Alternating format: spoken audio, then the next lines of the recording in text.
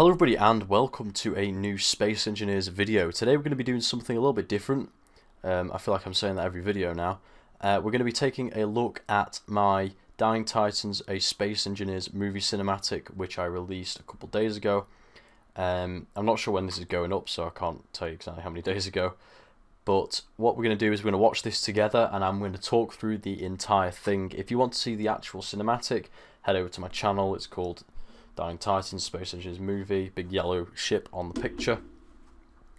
I recommend giving it a watch and then listening here to, if you want to know a little bit of a backstory behind it. So I did a poll on my channel and a lot of people want me to do a behind the scenes video, but I thought it would be better if I take you through the steps of making your own cinematic in a video. So what I'll do is I'll make another video in which we will make a little cinematic, just a couple ships or a couple characters or something, and I will take you through how I would go about doing the cinematic from start to finish. So hopefully by the end of that video you'll be able to hop on SE and make your own cinematics using the replay tool, which is a really underrated tool in Space Engineers. I think you can do so much with this tool, and this video is a demonstration of that, I believe, because I did this whole thing by myself. There was just me. There was no actors, it was just myself doing all of this.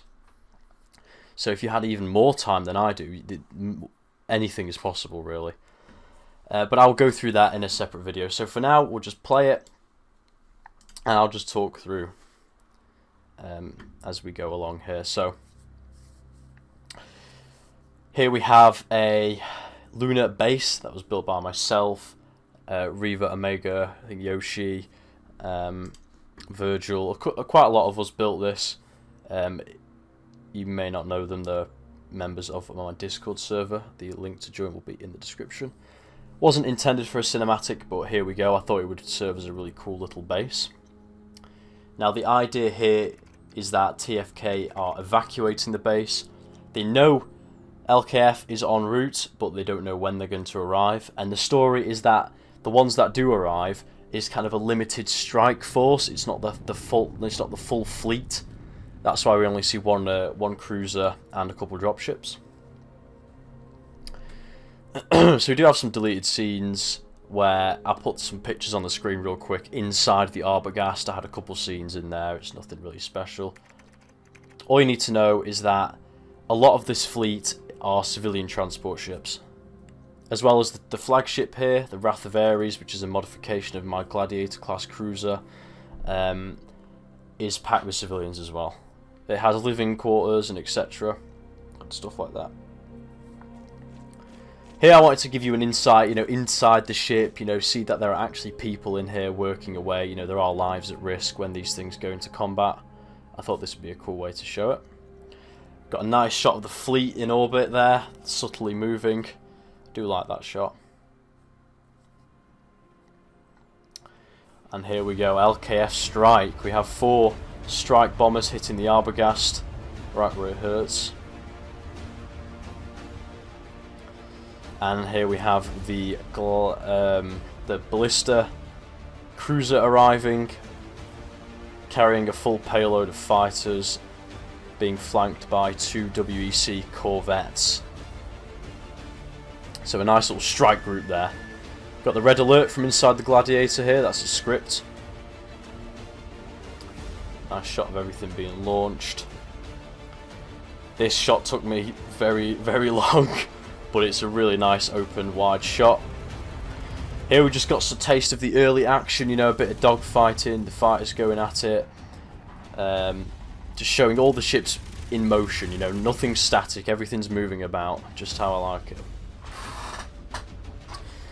Get right into the action on the surface here. We've got a little bit of a TFK team here, a couple APCs moving in.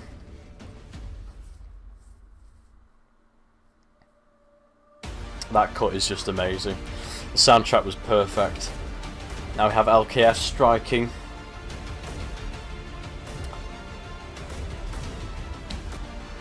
We have a rocket launcher moving up to take out those pesky armoured cars.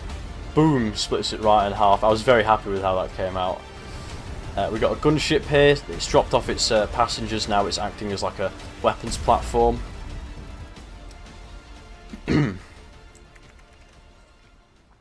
And now we cut to the second plot of this cinematic. I really wasn't sure how this would turn out, but I think it actually turned out pretty well. The idea of two plots running side by side. It allows me to tell twice the amount of story, and it also allows me to give the audience a break. You know, you can take a break now, you can relax, because we've just been in the heat of it, and now it's, oh, right, relax, take a breather. Have some nice open cinematic shots here. We've got the Stanton chasing the Serenade. This follows on from the end of Star Hunter, where the Serenade's running away from the Stanton class. These are the same ships. Obviously, Star Hunter is aboard with his new Mark V Alto. He had a Mark IV, which was destroyed in the last cinematic. He's also been given a nice new suit of armour. Here we're launching some fighters as we're out of weapons range, so the Serenade and the Stanton are both probing each other with fighters, you know, seeing if they can break through. Got some comets there.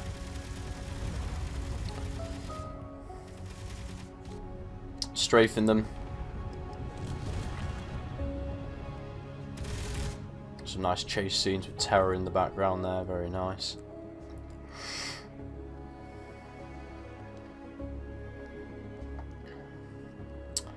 And here, obviously, we have one of my favourite scenes. It's the rendezvous. Or, well, an attempt at the rendezvous. Back to Luna here, cut straight into the action. We've got two vagabonds going in at this this ballista here. The ballista's just fucking shrugging them off. Get away from me, you pesky flies. A nice shot here inside the bridge of a WC corvette.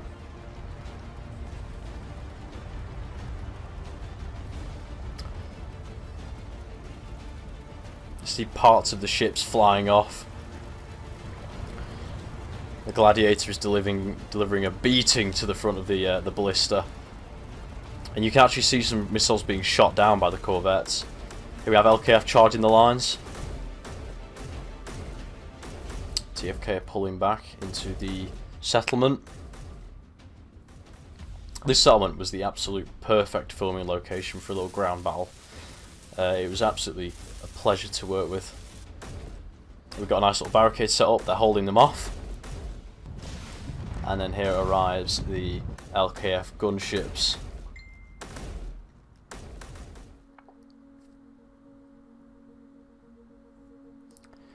So LKF obviously won, it was never a question, they had the numbers and they had the gunships as well.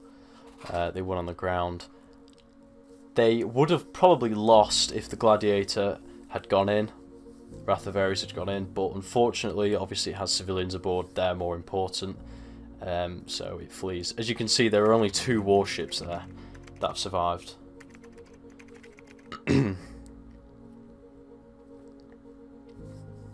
This is where they make the call to Starfall to prepare for sacrifice, where the Starfall class corvette is going to ram into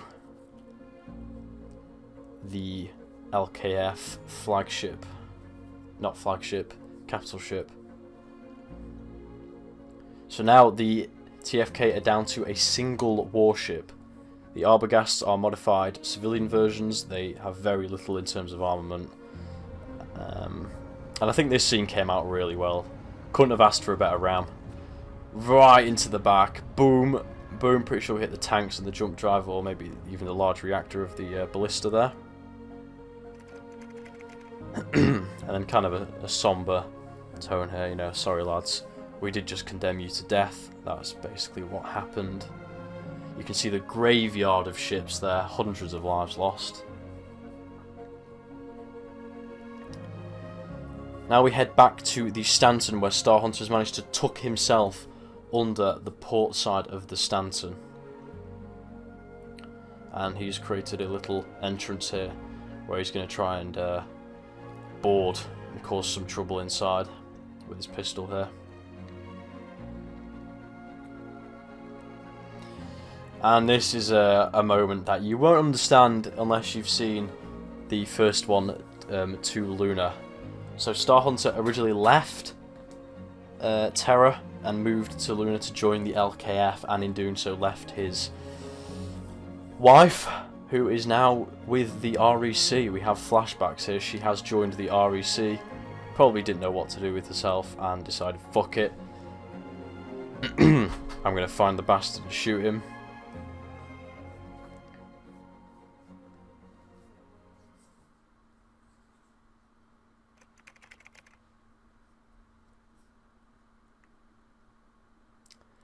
I really like this scene. I went for silence because after all that, it's just eerily quiet. I just hear the typing of the keyboard, and then it's like boom, boom.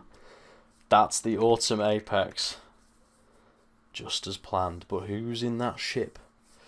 Who knows? Who knows? Actually, if you guys were keen with your eyes during 4 Luna, you will know who's in this ship. You will already know. That's one of the beautiful things about my cinematics, is I've always left loose ends purposefully. So if you were to watch them back with a close eye, I mean, this scene's a perfect example of it. You will understand where I'm coming from with these scenes and what they mean. So you don't even need to watch the sequel, because you will know who's in this ship here already. And it's quite a twisty turny. Oh, here it is. This is the inside of the Arbogast. I don't even need to put it on the screen. But here it is. This is the shot. Basically, the door closed. It was just a very beautiful shot, but I scrapped it because a bit boring. We've got all the cinematics here.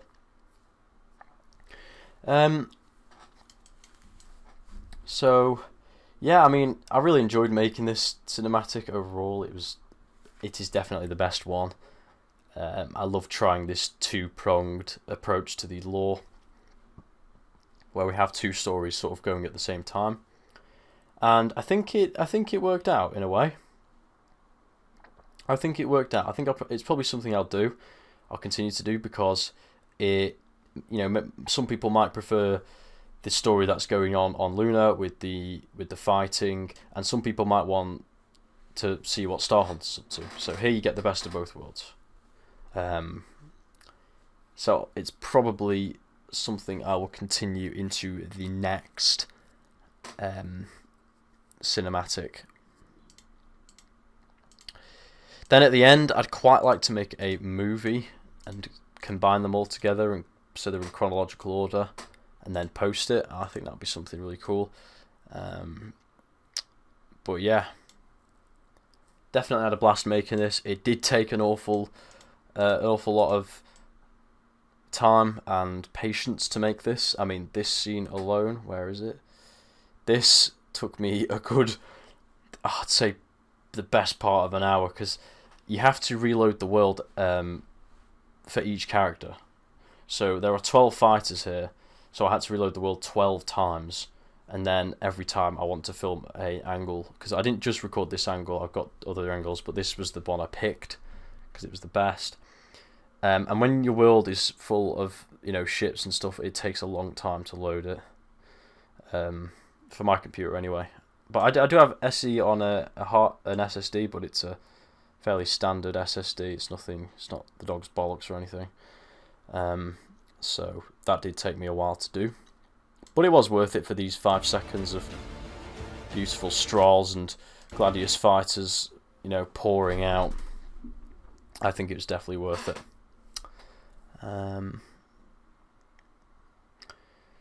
Yeah, the Rendezoot was another scene that just sort of came to me. I mean, I was just thinking, I was like, oh, wouldn't it be cool, for Star Hunter to do a little bit of a trick shot, or whatever you want to call it. And yeah, this took me a load of tries to do as well. I kept missing. It's a lot harder than it looks, especially when the ships are moving. And then this scene is just, I mean, look at this, just chaos going on here. We've got Vagabond up here, we've got an Armour getting stuck in, right in front of the Gladiator. We've got the Wrath of Ares, firing all its guns. Even the Arbogast's getting stuck in with its Gatling guns. You can actually see slightly here that the gate has been removed. Got the Vixen going straight in. And yeah, so I'll do the I will do the tutorial in the future. We will make a cinematic together and I will take you through how I go about that. So I hope you guys enjoyed this little video here. I didn't want it to be too long, so I just quickly went over my thoughts and everything. And yeah, I hope you enjoyed. Take care, everybody.